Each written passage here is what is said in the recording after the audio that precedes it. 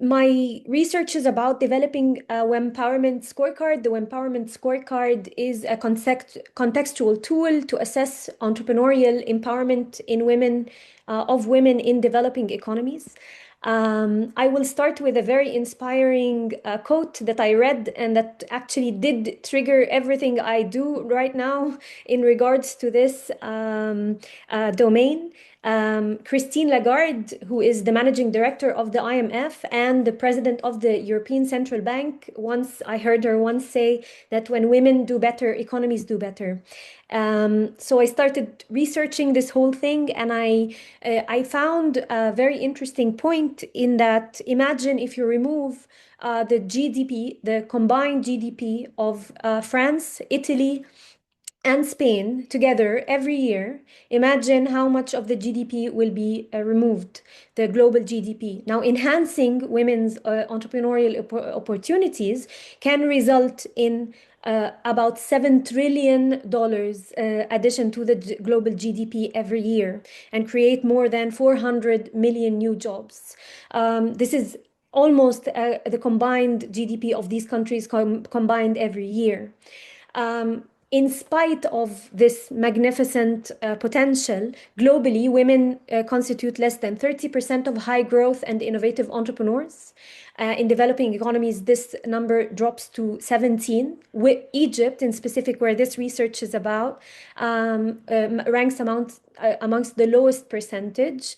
Although women have very high startup intention, higher than the average global and low economy countries, but they have the lowest startup activity at 3.6%, with 7.4% discontinuation rate, and women that constitute even co-founders of businesses in Egypt are 12.6%, significantly lower than everywhere else. It is, of course, known that empowering women would help that and would improve these numbers. However, the women's empowerment assessment tools that are present currently do not address specifically women entrepreneurs. They are mostly concerned with empowerment in general, other than economic empowerment, or specifically women's economic empowerment through Oxfam, for example. But even Oxfam does not focus on women entrepreneurs specifically and focuses on women in other domains. And the numbers that I just said were very specific to empowering women entrepreneurs specifically, since entrepreneurs sort of face different challenges that I will discuss shortly, other than the women that, for example, in leadership or in corporate, although they do have issues, but these are very specific issues for women in entrepreneurship in developing economies. The research that is dedicated to understanding women in entrepreneurship remains at less than 20%. There's a huge praxis gap in trying to find models or frameworks or interventions that actually bridge that problem and allow women to get the proper opportunities and proper support to become more influential, more effective within the development of their economies. So there is a very clear research gap and praxis gap there. And another quote that inspired the rest of my research was that the best way to predict the future is to create it. And by, of course, the brilliant Peter Drucker, who is the guru of innovation. And that pushed the research to develop, to coming up with a contextualized assessment scorecard to fill that particular gap. How are we going to measure the empowerment that women entrepreneurs in developing economies, how empowered they are, and therefore be able to develop more focused, targeted, and effective support mechanisms or programs to empower them. And then how are we going to measure these programs is also through this assessment tool. So it's a practical diagnostic framework that can be used by multiple stakeholders, I will mention shortly, to make sure we are developing the right support and building really an equitable and inclusive ecosystem for women entrepreneurs to flourish. The research methodology was based on triangulation, secondary research through literature review and critique. I reviewed entrepreneurship theories, social justice and gender theories, and empowerment theories. The primary research was based on 72 phenomenological interviews with women entrepreneurs in Egypt and ecosystem experts, and local and global publications and reports to get some content analysis about the topic. The research was phenomenological, followed an interpretive phenomenological analysis, and followed the reliability and validity trustworthiness framework to establish credibility, transferability, dependability, and confirmability of the results. And it resulted in the development of a WEMPOWERMENT model, which is a women's empowerment model, which is a three-stage journey. First of all, it identified it as a three-stage journey. It's not an end goal. It's a process and an outcome of entrepreneurship. So there are preconditions to becoming empowered, which areas need empowerment, and then a process of empowerment, and then an outcome of empowerment, which is basically success as defined by women entrepreneurs in developing economies specifically. The first phase, which is the preconditions, identified the factors that affect women in entrepreneurship, basically personal, social, and ecosystem. Personal factors could be intrinsic factors within the woman herself, extrinsic factors such as her background, education, previous jobs, social factors such as cultural norms, gender norms, stereotypes. These are very prominent in the developing economy specifically, and also the structured support systems that are there to enable her to succeed. And finally, the ecosystem, which is external business environment that affects women and other entrepreneurs, but also opportunities available, resources available, equitable provision of support and opportunities and resources. The framework was developed. The second phase was the framework of empowering women entrepreneurs themselves as a process, and it identified four dimensions of empowerment: empowerment within herself, empowerment to inflict change and have agency to do certain things, empowerment over resources and opportunities, and empowerment with the community. Now, these were mapped and correlated at two levels of empowerment, which are individual levels, how empowered she is on an individual level, on an organizational level, how empowered her business is, and how empowered she is and her business is within the community. And these were mapped to transformative changes that need to happen so she can be empowered on these different dimensions and different levels, through perceptual change to improve her empowerment within herself, through cognitive change where she will develop self-efficacy and skills and competencies to inflict this change and have agency, empowerment over resources through material change and availing the resources and opportunities necessary, and relational change with the community and allow the community and the ecosystem to support her.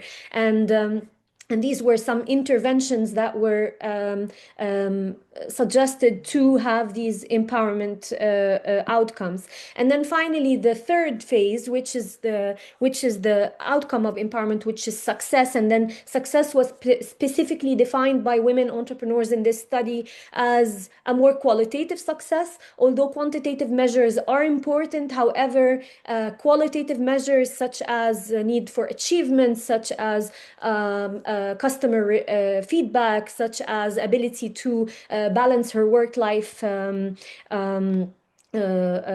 integration, as well as things like making an impact, correcting a problem, much less materialistic, and business, our usual business and financial indicators were less prominent in this research than a highly qualitative definition of entrepreneurship.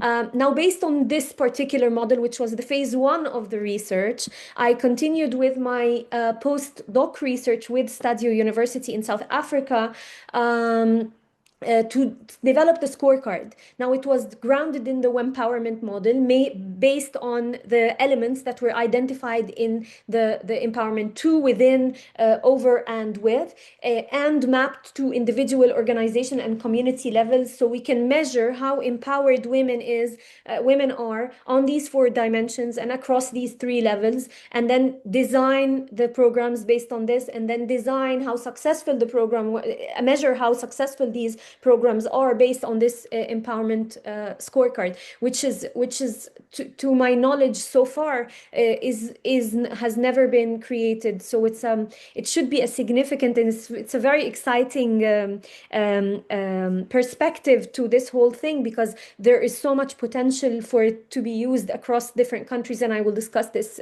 as I go.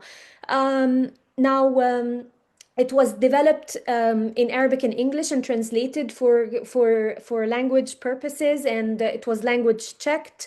And the scorecard went through 3 iterative refinements with 90 women entrepreneurs, 30 women entrepreneurs each time actually took the scorecard, and it was a diverse sample, broad geographic sample from different sectors, from different levels of entrepreneurship, from different governorates in Egypt, to be as inclusive as possible. And it was refined after each phase to come up with the final version of the scorecard. It was based on a 5-point Likert scale, strongly disagree to strongly agree. And it mapped them, as I said, across the 3 levels and the 4 dimensions. Started with 169 variables and came down to 161 variable items, with 53 variables being tested, at least with 3 questions each. And the purpose was to measure the depth of the empowerment and the distribution. The validation of the scorecard went undergone 4 techniques. Number 1, construct validity. I made sure to map the theoretical findings and from the literature and from the first part of the qualitative research to reflect the theory-informed design of this scorecard. Number 2, content validity. I ran the scorecard with several experts from the ecosystem to make sure that it covered everything that was done.